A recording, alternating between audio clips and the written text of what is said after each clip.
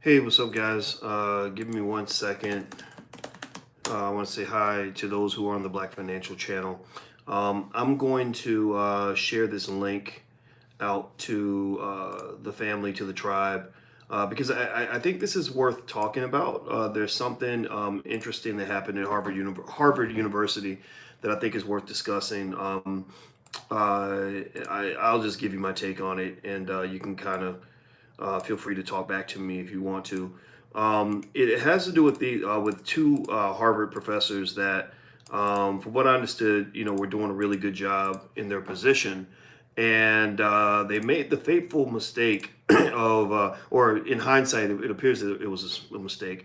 Of actually practicing law. They were lawyers, and my God, they practiced law.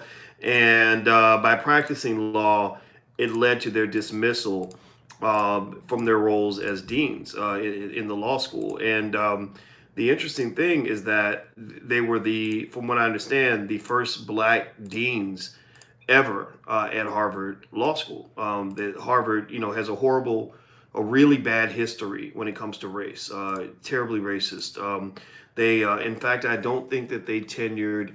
I think they only tenured one black woman in the Harvard Law School over a 200-year period, and the second tenure case was approved right in the middle of a controversy, right when we had started making a stink of it a few years ago when Elena Kagan was nominated for the Supreme Court. There were people who said, wait a minute, when Elena Kagan, who's on the Supreme Court now, when she was the dean of Harvard Law School, she didn't hire any black people. They looked back at her hiring record and they said, well, who's this woman chosen to hire? And they actually looked and realized that she'd only hired, white men, and I think, white men, white women, and an Asian or something. She didn't hire any black people, any Latino people, any Native American people, none of that.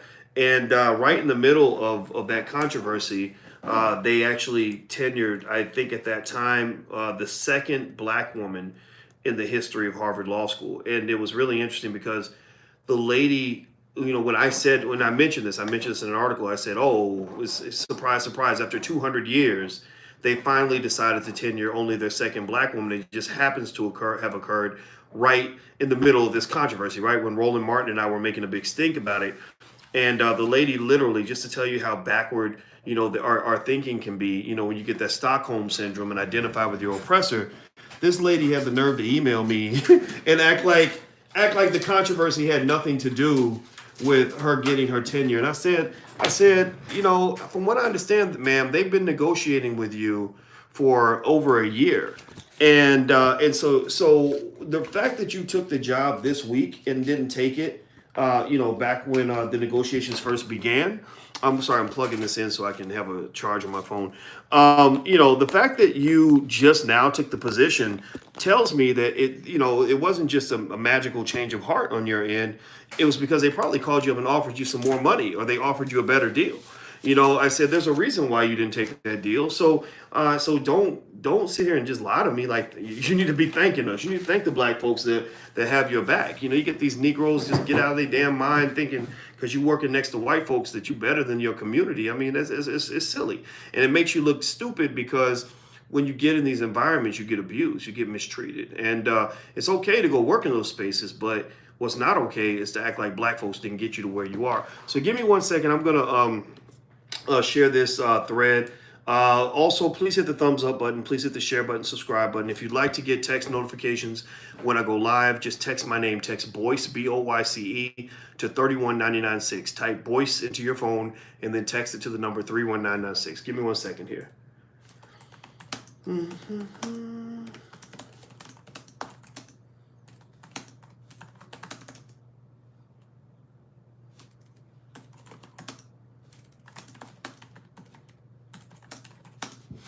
Okay. All right. So let's get this started. I want to just kind of cover some of this with you guys so you can kind of know what's going on. I think it's important that the community is aware of what's happening. With we got we got some brothers and sisters out here fighting behind enemy lines. I'm telling you, because I've been in academia. I was in academia a long time. I did 13 years at Syracuse University on the faculty there, and when I got hired at Syracuse, I was the only black professor in the entire business school.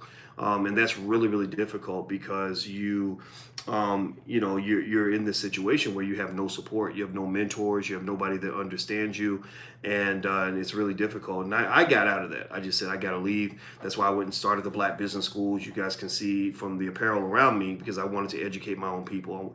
I didn't feel that I was really contributing much to the Black experience by teaching a bunch of white kids how to be rich white kids. That didn't fulfill me very much. No disrespect to anybody, but that wasn't my purpose that God put me on this earth for. So anyway, let me drink some water. So let me go ahead and read some of the story to you guys, so you can kind of know what's happening here. So here's what happened. Okay, so I'm reading New York Times. It says Harvard's first Black faculty deans let go amid uproar over Harvey Weinstein defense. Now I'll give you the Cliff Notes version of what happened here. Basically, it looks like there's a husband-wife team at Harvard. Ronald Sullivan and his wife, or is that his wife? I think it's his wife, Stephanie Robinson. They were the first African American faculty deans in Harvard's history, and they were both. Yeah, that's his wife. Sometimes in academia, people don't change their name because I guess because they have research papers connected to their name. They're building their brand. But anyway, they let them both go because they were working with Harvey Weinstein's legal team. And when I heard this, I said, "That's it? Wait a minute. So you're telling me that they fired law professors for practicing law? Like, that sounds crazy. Harvard isn't that stupid. Racism makes you stupid. Racism makes you look crazy. Racism makes you look like a dumbass, just to be clear. And we know Harvard's a racist institution. There's no question about that. Their track record shows tremendous racism across the board.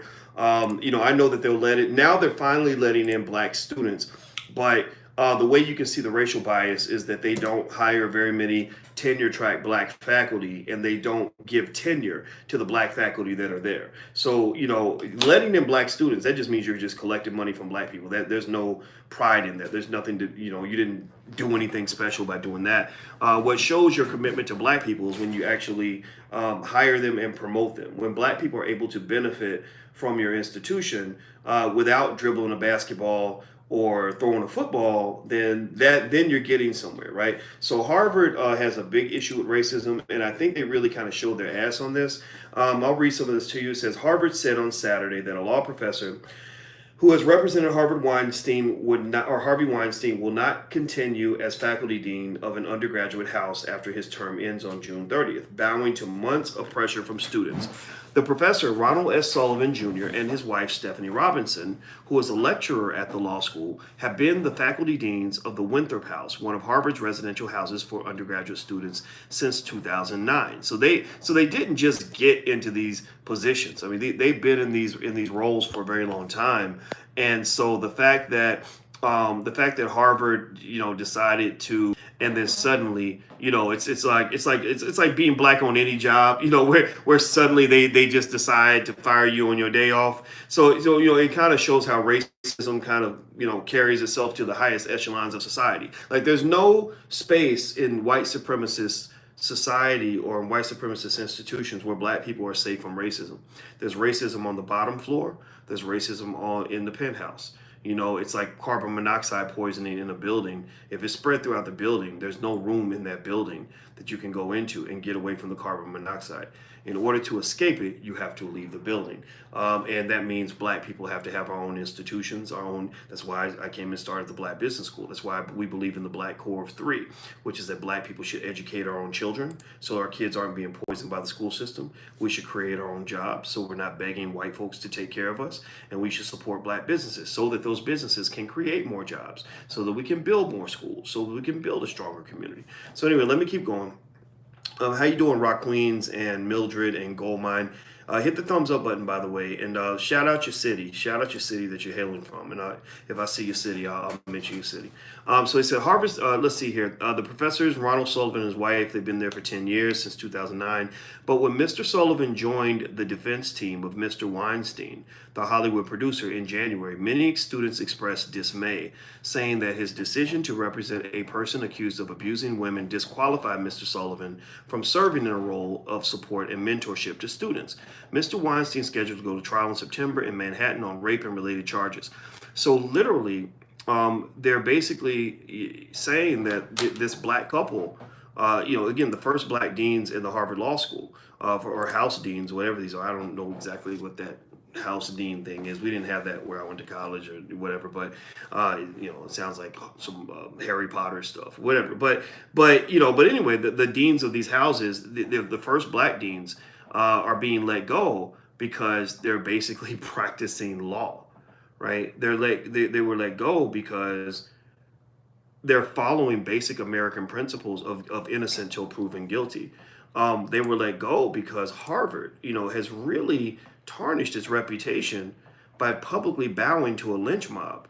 I mean, I was stunned when I saw this. Even the people who actually didn't want the couple to keep their role, even the people who didn't like this couple actually said they were stunned that Harvard made that decision and they made it so quickly. They were floored. They were like, "Whoa, wait.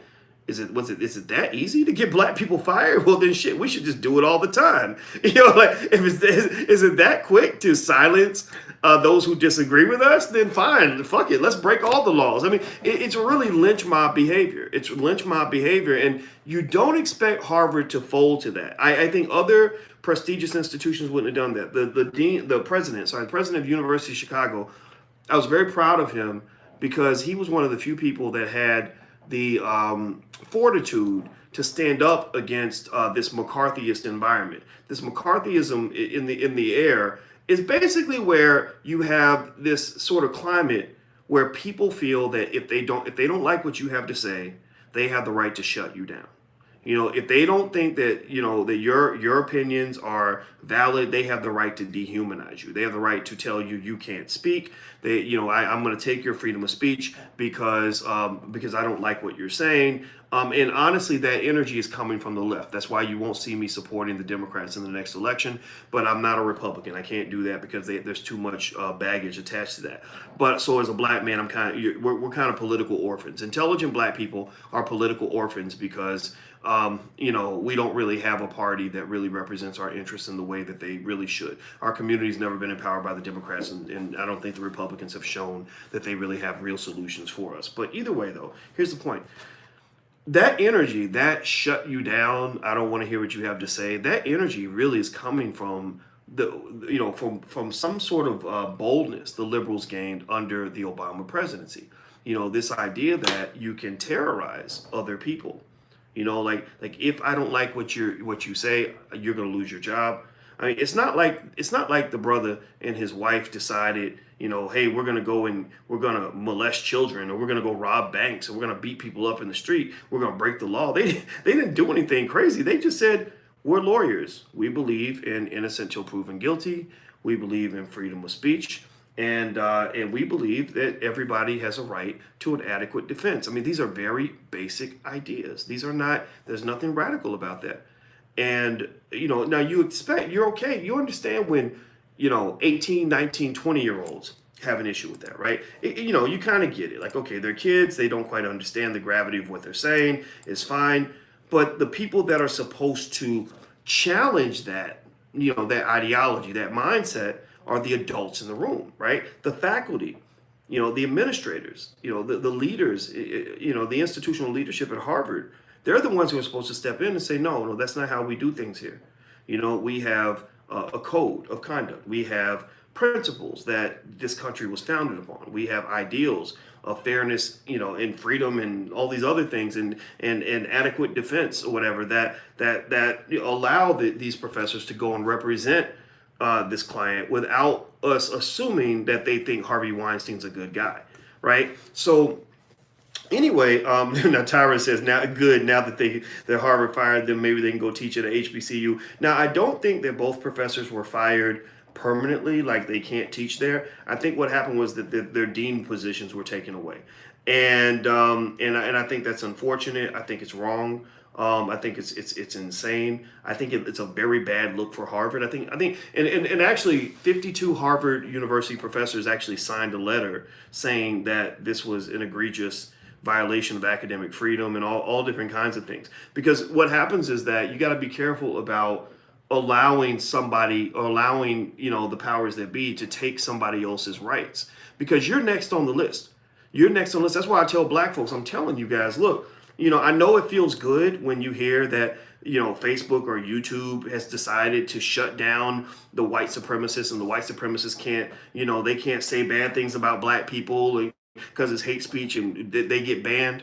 Well, the reason I don't support that is because I know that we're next. We're next. If they're going to ban a white guy for saying that he believes in white power, then what's stopping them from banning a black man for saying that he believes in black power?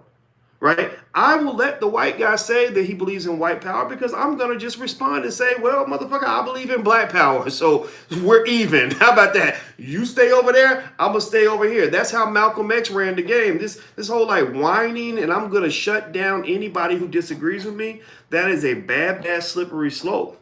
You saw Louis Farrakhan got cut out of Facebook, and I think it's Facebook, and was it Twitter he got cut off too? But anyway, I know it was at least Facebook. He got cut off of Facebook for the very same reasons that they cut off white supremacists, because tyranny doesn't really know color like that. Like tyranny, it's not like they're going to be tyrannical to your enemies and not tyrannical towards you. Tyranny is it's a big umbrella that kind of covers us all. It's going to affect all of us. And so ultimately what I'm saying to you is that, we've got to really think carefully about what it means to pursue justice and not being unjust in our pursuit of justice. Mob justice ain't justice. That's just some crazy sons of bitches who want to get their way. That's how wars start. That's how genocide begins. It starts with the dehumanization and the complete disrespect of other groups of people. And I'm begging you guys. I'll tell you how I approach everything. I'm watching everything happen. I saw the Obama presidency, the Trump presidency. There were other presidencies before that. I don't have no problem with somebody who tells me they're a Trump supporter. I don't look at you and say, oh my God, you must be a racist. You're a terrible person. I don't judge you. I just say, well, why? Tell me more. Tell me what makes you think that way. Because I'm going to learn from your perspective. I don't know how much I benefit by just writing you off and assuming that you must be a complete idiot and an asshole and not worthy of basic fundamental respect as a human being or as a fellow American. Is there common ground we can find? Maybe there isn't, but maybe there is. Maybe there is. Because I will say that I know people who voted for Trump. Yes or no? Yes or no? Tell me if you know one Trump supporter who is not a racist. Tell me if you know somebody who voted Republican, maybe because maybe they're against abortion, right? Or maybe they want God in schools, right? Or maybe maybe they're just fiscal conservatives and they don't like liberal stuff. Maybe maybe they're not all down with the LGBT or feminist agendas. Tell me if you know one person who supported, the Republicans. I'm not even gonna say Trump because there's a lot of baggage attached to that. Because Trump is not a guy that I feel is right for the White House. I'll confess to that. But that's my personal opinion. But tell me, do you know anybody who's voted Republican who isn't necessarily a terrible person? Like I don't get with this sort of very simple-minded, one-dimensional thinking. And I think that Harvard, especially, I think Harvard, there are people attached to Harvard that are right to be concerned about the fact that this whole move, this whole bowing and caving into mob justice, and then firing the black couple and putting them under a type of scrutiny that you've never done to any white person who's ever held that position. Like they literally, the brother, I give the brother credit. The brother actually, you can tell Ronald Sullivan, this professor, he sounds like a real brother. He's trying to be all professional in his writing, but he does make the point that, as a black man, it's not lost upon me that I'm trying to find what he actually said. I thought it was great. But he said, it's not lost upon me that you've never done this to any white person on this job. Like, no, all the white people, and Harvard's just full of white people. They've got, endless supplies of, they got white people to spare. They got a binder full of white people. At no point have they ever performed a climate review of a white person hosting that same position, right? It's not like, their decision to represent Harvey Weinstein makes them into Harvey Weinstein, right? They're not. It's not like their decision to give Harvey Weinstein an adequate legal defense means that they are that they're saying that Harvey Weinstein is a wonderful guy. That's what lawyers are supposed to do. Lawyers are supposed to help you find the truth.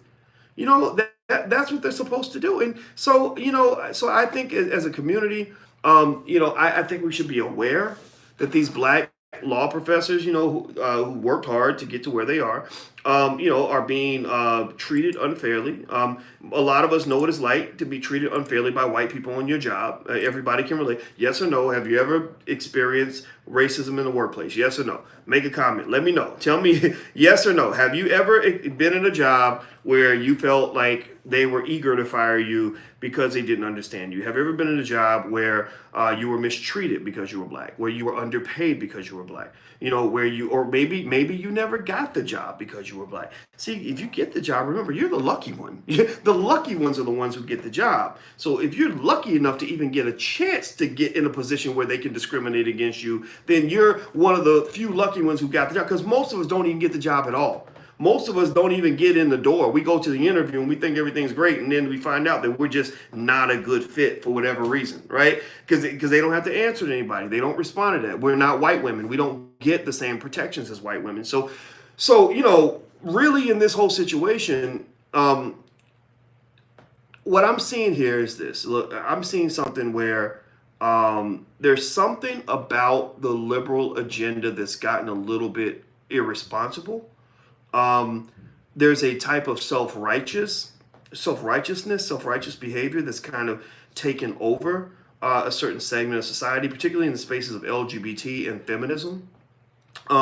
Some of some of the changing climate was obviously necessary, because these are communities that haven't always been treated fairly, but now it's almost like the abuse has gone in the other direction.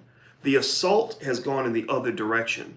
The oppression has gone in the other direction. The tyrannical behavior has gone in the other direction. I met a young brother who came to my event, and he kept following me around. He kept on, like wanting to talk to me, and I think it's great though when I see young people at my events. That tells me that you're ahead of your time, and I love that. I love young black people who are trying to be smart black people, right? That's great. So I talked to the brother, and because I had to go, my manager was like, "Come on, boys, we got to go." And I was like, No, let me talk to him. Walk with me to the elevator. So we walked to the elevator, and he told me that the reason he was obsessed with some of the things that I teach is because he said, I've never heard a black man really talk like you. And I said, yeah, I hadn't heard a black man talk like me until I met people like, I saw people like Farrakhan and Dr. Claude Anderson and Kenny Gamble. Those are strong black men. I respect those men. And he said that the thing that really made me feel like I had to be here is because I was falsely accused of rape by a white woman. He said, in high school I dated, girls across the range, across the rainbow. And he said I was a superstar athlete. I was in plays, so I was very popular, all this other stuff. And he said that I slept with a white girl, and she accused me of rape. And he said suddenly all my friends abandoned me. He said that all my white friends, I had a lot of white friends, I thought they knew me as a person, and I wanted to go to them and say, look, I'm not a guy who would rape anybody. And all they had no evidence. All they had was what she said, right? And he said they all stopped talking to me. They all started treating me like a rapist. He said it was very traumatic. It hurt my feelings. He said I was traumatized by this. Now, later on, he said that it was revealed that this young lady had a mental issue going on, that she just, for whatever reason, they concluded that it wasn't true. Like there was enough evidence there where they just kind of left him alone and said, look, it sounds like she's got an issue. And of course, they didn't punish her, because they never punish anybody who falsely accuses a black man. They'll never punish anybody who sends a black man to prison when he's innocent. That's why the Central Park Five, nobody got prosecuted for what they did to the Central Park Five. Everybody involved in the case of the Central Park Five should have gotten 10 years in prison, so they would know what it feels like to go through what the Central Park Five went through. But nobody gets prosecuted when they send a black man to prison to be beaten, to be taken away from his family, to be humiliated, to be treated as less than human, to be raped in some cases. That's why, if you ever see why some guys go to prison and they get, because they've been falsely accused, and they come back and they can't forgive, they can't let it go, they can't just let Jesus just kind of come in their heart and forgive. It's a lot of times it's probably because they were sexually assaulted, and not just like white women talk about sexual assault like, oh, he grabbed my butt back in 1992 or whatever. That's bad, but no, this is a guy in the cell next door to me beat me and raped me every other day for 7 years straight, and nobody was there to help me. That's what the black man goes through, and no one will discuss that because it's a black man. If it were a white woman and she went through 1/100th of that, all of society would be outraged by it. When a kid from south of the border gets broken up from his family, the whole liberal community gets like all teary eyed and shit. But they have no concern for people like, thank you, Marcus, for Albert Wilson. Albert Wilson. The hashtag is free Albert Wilson. You need to go look that case up. This brother was a college student who had a white girl all over him. She got drunk and wanted to have sex with him. He told her no. He took her to his apartment. They were there for 5 minutes. He decided not to sleep with her, and he took her back to the bar, safe and sound. She comes back. She says that he raped me. There's no evidence. No, he did not penetrate her. Nothing. There's DNA on her chest because they kissed. And somehow a month later, when she finally makes the accusation, they said, well, there's bruising on her thighs, so he must have done it. And there's no evidence whatsoever to support the conviction. Albert Wilson is in prison for 12 years. He gets 12 years in prison. Now, if you want to understand or have some direct proof, I believe in proof. I'm not like some of the people running around accusing people without proof. I believe in proof. If you want proof that America is still a really fucked up society and backward, and that black people are treated as less than human, consider the fact that this young black man, 23 years old, just got 12 years in prison where there's no evidence whatsoever to say that he's guilty, and nobody cares. Nobody's reacting. White folks, aren't up in, nobody's up in arms over this.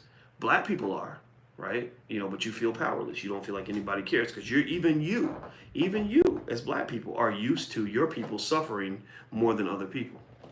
So the racism is real. The racism is everywhere. Now, in terms of these professors, these two professors I'm speaking about, in case you just came in, we're talking about the Sullivan family, or Ronald Sullivan and his wife Stephanie Robinson. They were faculty deans of the Winthrop House, one of Harvard's residential houses of undergraduate students. They've been doing a job for 10 years, but when they decided to help out the defense of Harvey Weinstein, a lot of students started getting mad, a lot of feminists started going crazy, and they started pressuring the university to let these people go. And the lynch mobs came out, and that's where unbiased racism, subconscious racism comes into play. Subconscious racism comes into play, or I see it when you see white people really getting outraged at black people for not doing what white people want them to do, right? When black people behave in ways that are not consistent with what the white liberal agenda tells them to do or tells them to believe, you start seeing the lynch mobs. You see it. You saw it a little bit with the Bill Cosby thing. Again, Bill Cosby is another guy that went to prison, but there was no evidence, and even the stuff that supposedly happened on it's like, he might die in prison because he's accused of touching a person's breast, and there's no evidence of that, and she got $3 million for a breast touch. Only a white woman can even say something like that, like, I want you to give me $3 million because you allegedly touched my boob, I have no proof, and then I want to send you to prison anyway. Like, only a white woman can say something like that. I don't think black people can get away with saying something like that. Even other black people be like, come on, man, you got $3 million for touching your boob. Like, okay, it's over. Like, you got paid. I would let you touch my boob for $3 million. Here you go. Let me pull it out. I'm kidding. I'm being stupid. But anyway, that was so ignorant that I just did that. But it's late, so who gives a shit? So the thing about it though is, at the end of the day, when people get angry at black people, you see this sort of vigilante justice kicking in. You saw it, for example, in the O.J. Simpson trial. Here, O.J. Simpson was accused of killing a white woman. Harming a white woman, historically, since we got off of slave ships, has been literally the quickest way for a black man to get killed, have his balls cut off, hung from a tree, burned alive, all this stuff, right? And so you had OJ accused of harming a white woman, and years later, they still decided, like, we're going to get this Negro. We're going to get his ass. We're going to make sure he pays a price. We don't care what the courts say. We don't care what the rules say. We will break the rules so that we can fulfill our commitment to being racist people, right? And so I think that what we really got to kind of see here is that, this vigilante justice doesn't disappear just because the white people are smart. It doesn't disappear just because you're at Harvard.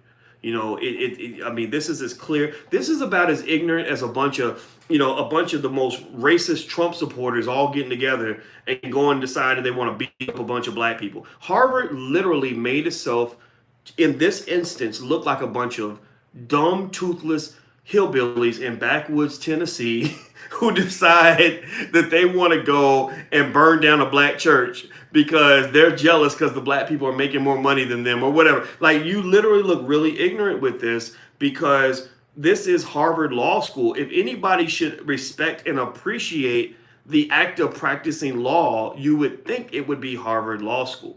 So I think Harvard owes this couple an apology. I think that they should reinstate them. I think that they should go back to trying, at least on some level, to respect their academic, intellectual, and individual liberty. Their academic freedom. Like, why can't these law professors go and practice law without having 19-year-old undergrads choose which cases they can pursue? That is about the most ridiculous stuff I've ever seen. I was stunned. I was actually kind of surprised. Somebody said they need to sue Harvard. Yeah, I saw two people. I'm live on two platforms, and I saw the comment come up twice.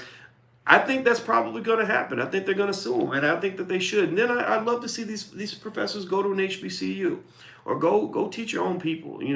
These spaces were not really created for you. I know black people. I know that white folks told you, that getting into their institutions makes you a better person, or makes you a better human being, or makes you somehow a successful Negro. But really, you were successful, you were special before white folks decided that they wanted to be next to you. Remember, there are many, many brilliant black people many of their ancestors who were very brilliant people who never got opportunities to teach at Harvard. Why? Well, because racism creates ignorance. It breeds ignorance. And if you look at Harvard's track record in terms of hiring and promoting black professors, it is absolutely abysmal. The KKK has a hiring record that isn't much worse than Harvard Law School when it comes to giving black people opportunities to work there. But I actually go beyond that to say that it's not just Harvard's fault for not giving you opportunities in their institutions. That's a white school. That's a white racist institution.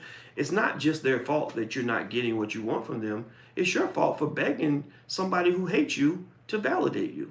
It's your fault for not taking the time to build and create your own institutions. It's your fault for sitting here and not understanding that the same way they created a university, you can create a university. The same way they create businesses, you can create businesses. So I'm past being mad at white folks for being racist, because white people gonna be white. Racist people gonna be racist. Bigots gonna be bigots. That's what they do. That's what bigots do. People take care of their damn own. They take care of their own. People take care of their own. So I say to black people, why ain't you taking care of your own?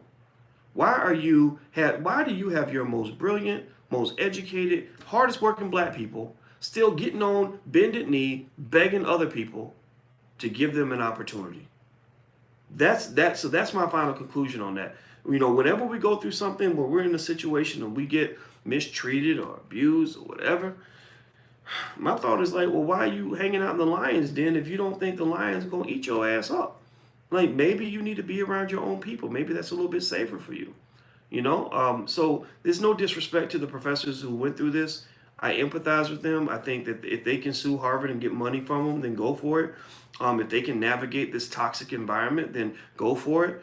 I don't believe that that's the only option for us.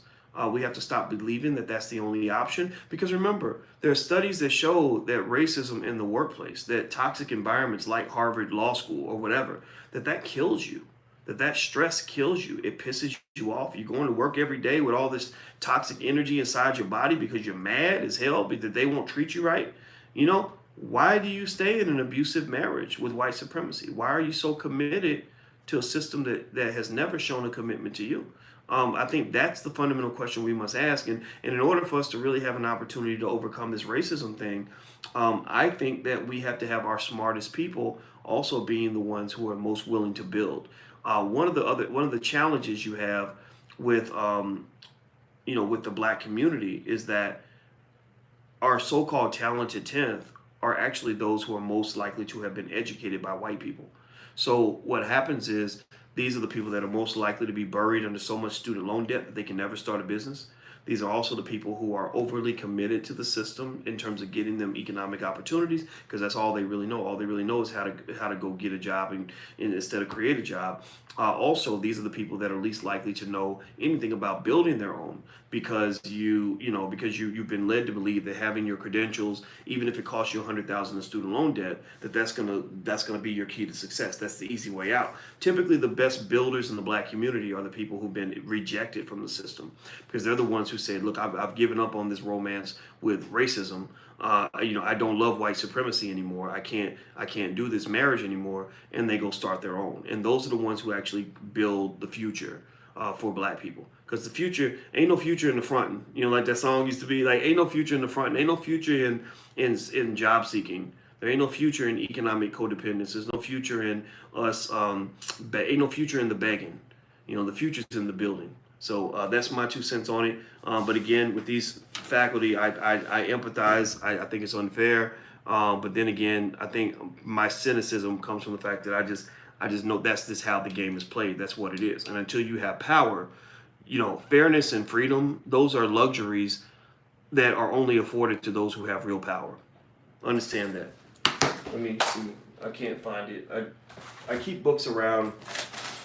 I keep books like Powernomics around, Dr. Claude Anderson's book, because it reminds me of that fundamental fact that if you ain't got no power, then you're really not going to have a whole lot of freedom. You're not going to have a whole lot of, all this freedom of speech and liberties and all that. When people give you liberty, so-called liberty, and they pass legislation for you, and you have these political benefits, but you don't have any sort of economic strength or any real institutional power, that's like somebody giving you a driver's license, but you can't even afford to buy your own damn car. You can't build a car, you can't buy a car. So you still gonna be waiting for a ride. And if somebody lets you drive a car, that's an illusion of power. They're gonna make you think that you got power, but then the minute they decide they want to take that car away from you, they're gonna do it. And the whole time you're driving, you only get to drive when they allow you to drive. You're going to drive the type of car that they decide that they're going to let you drive, and you're going to go in the direction that they tell you to go, because it's their car.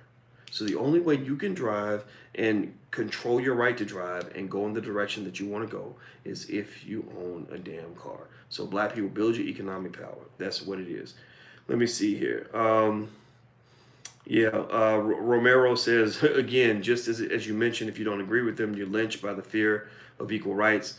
Yeah, well, that's true. I mean, these lynchings happen all the time. I mean, I this story got my attention because y'all know about my battle with Syracuse University, and I kind of had fun with it. At first, I was like, oh man, this sucks. I'm gonna get blackballed. But then eventually, I said, wait a minute, hold on. There's millions of white people out here that start their own businesses. I'm a smart guy. I'm a financial expert. I can go build a business. If he can do it, I can do it too. So I can pay my own bills. I'm not no child. What kind of man? Seriously, this is just me. This is my perspective on my manhood. My thinking literally was like, what kind of man can I be if I feel like I got to go beg another man to feed me? Like, I don't know what that means, what that says about me. I'm not going to beg you to take care of me as a man. I'm a man. I can go out here and hustle and make it happen myself. If you can build a business, I can build a business too. If you can fire a shot at me, I can fire a shot right back at you.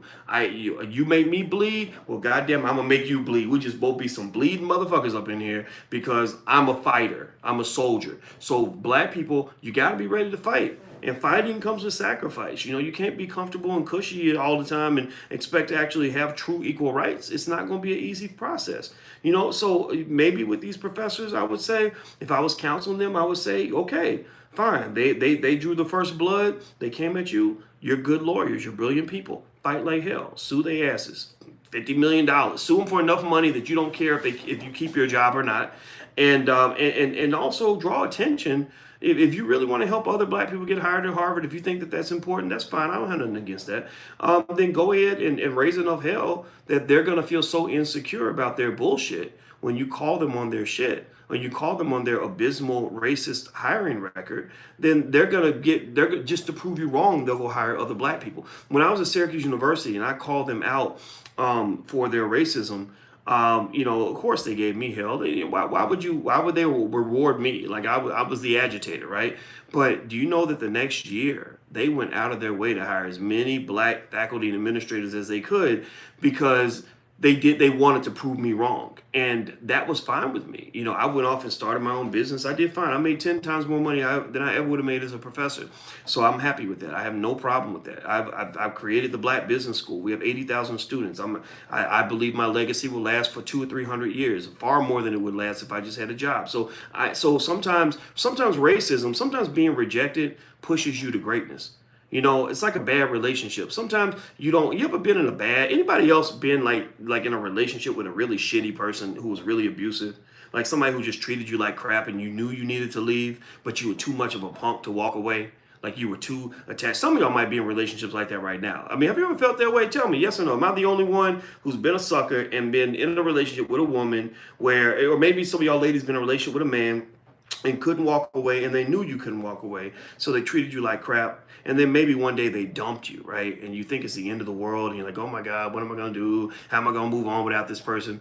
And then what happens is when you pick yourself up, I mean, you go through hell. It's really sad for a while, but then you go through hell, and then after about maybe 2 or 3 months, you meet somebody who's 100 times better, 100 times better. I mean, like I talk about that black woman. I happen to be dating another PhD, and I love an intelligent black woman.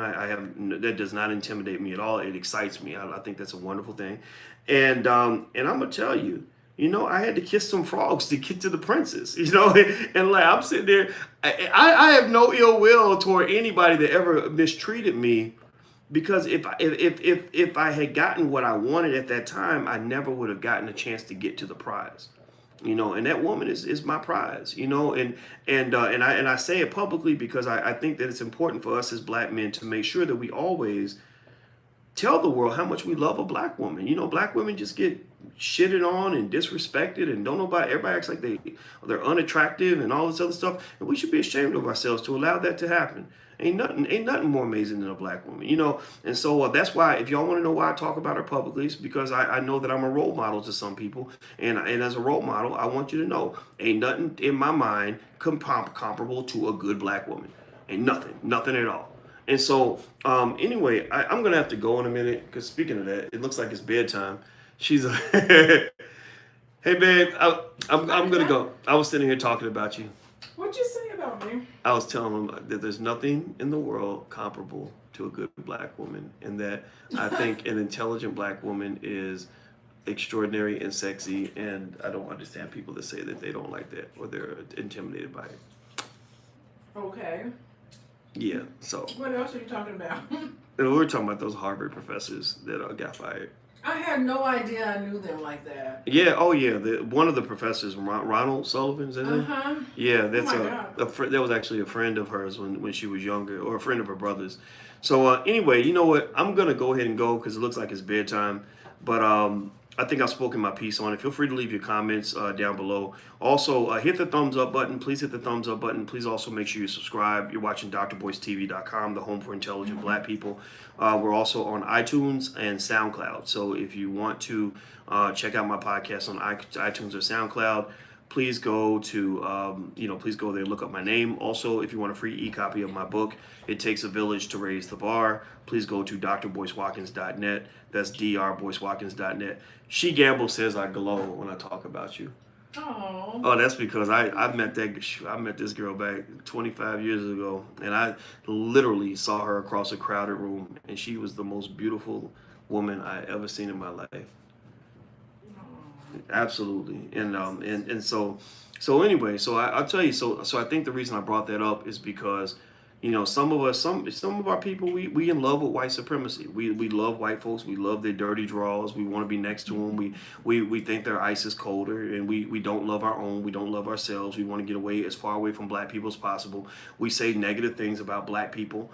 The way that we'll never say about white folks. We'll complain all day about a black business, but we won't say shit about all the white businesses that are robbing you of your money. You literally think about this. You got people, I brought this up earlier, you got Negroes out here that'll get mad because they feel like a black business charged them, $2 extra for a book or so whatever. But they won't say anything about that white university that got you in so much damn debt that your family is gonna die or you're gonna die and leave your family with a negative wealth level. Like they literally stole your black wealth. Like they literally, whatever contribution you were going to make to closing the wealth gap, it was eliminated because they took so much of your damn money.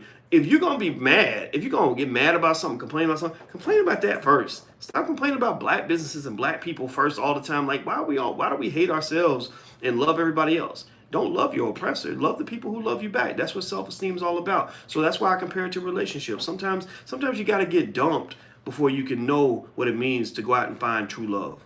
So sometimes we got to be dumped by white folks before we go out and find our destiny. Sometimes I had to get dumped. I had to go through experiences where I said, man, if I keep on acting black, I'm going to get blackballed and fired, and they're going to, I don't know what I'm going to do. But that pushed me to find a way to provide for myself, and I actually did better than I ever would have done if they had treated me well. So that's why you find when you look at black business ownership and all that stuff, black people did better in terms of ownership during segregation than we do during integration. Integration diluted everything. It gave you some good jobs, but you lost in exchange for good jobs. You lost all your damn businesses, and now all your best and brightest professors are all off trying to go teach at Harvard, trying to go serve white kids. Get back to your damn community. Stop going out there and giving your best to other people. Why do you think China rose as an economic power? They rose as an economic power because they started pressuring their people to bring their best efforts back home. So black people, over time, your goal should be to come back home. You can leave for a while, but your goal should always be to come back home. You're stronger when you're home. You're stronger with your people.